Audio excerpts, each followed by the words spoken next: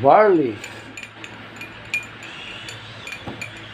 Ang pahaba ng buhok. The barley grass powder. Ito yung ininom ng mga ibang personality sa politiko at sa showbiz. Ano, haluin lang mabuti, ganyan na. Oops.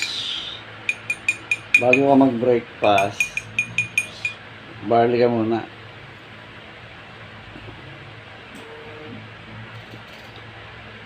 Dahil sa barley, may umutot.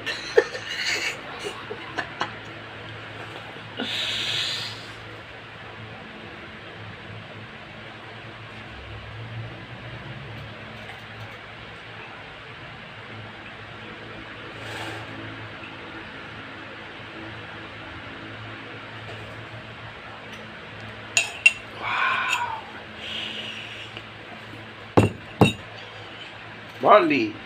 Sabi na niya ng gapi. Ano? Hindi. Mas babasan na imong katawan ha. Para pamayat-payat ka na. Sabi? Oo.